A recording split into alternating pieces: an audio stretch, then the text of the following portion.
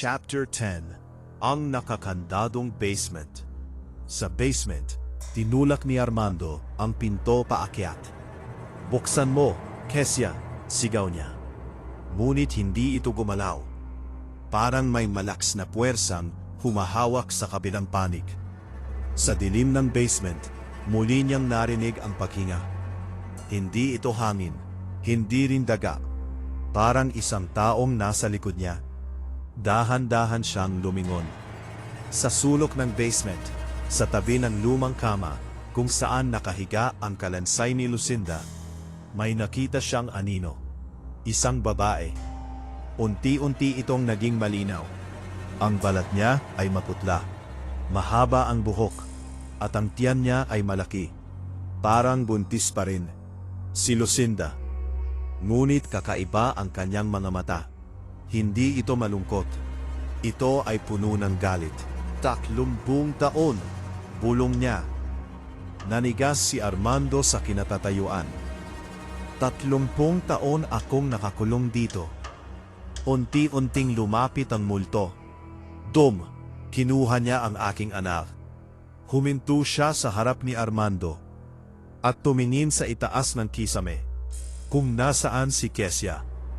Ngayon, bumaling siya kay Armando. Na kukunin ko naman ang kanya. Chapter 11. Ang sakit ni Kesya. Sa itaas ng bahay, napaluhod si Kesya sa sahig. Sobrang sakit ng kanyang tiyan. "Ah!" sigaw niya. Parang may humihila sa sanggol mula sa loob.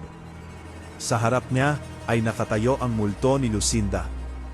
Ngunit ngayon ay mas malinaw na ang itsura nito.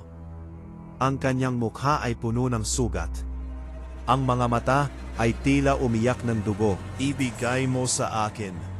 Bulong ng multo. Umiling si Kesya habang umiiyak. "Hindi, anak ko ito." Biglang umuga ang buong bahay.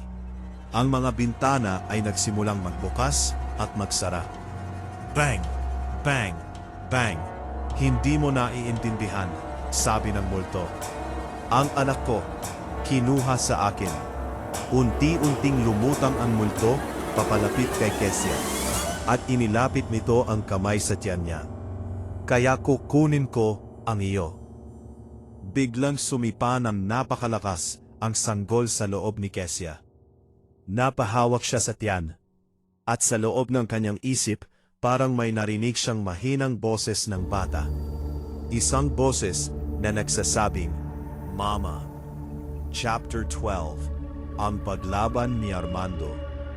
Sa basement, kinuha ni Armando ang lumang diary ni Lucinda. Muli niyang binasa ang huling pahina. Doon niya napansin ang isang bagay na hindi niya nakita kanina. May nakasulat pa sa pinakadulo.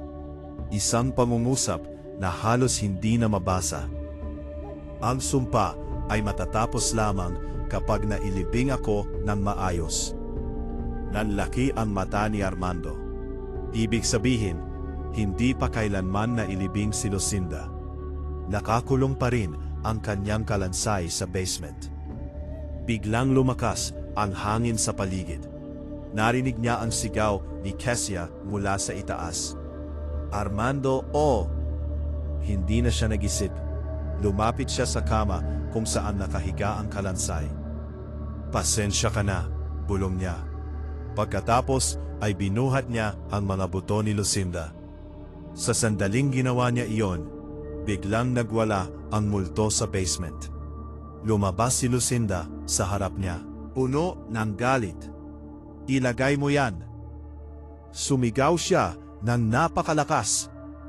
Umuga ang buong bahay. Ngunit hindi tumigil si Armando. "Tapusin na natin ito." Sigaw niya habang tumatakbo paakyat ng hagdan. Ngunit sa itaas, si Kesya ay halos mawalan na ng malay. At ang multo ni Lucinda ay handa ng kunin ang sanggol.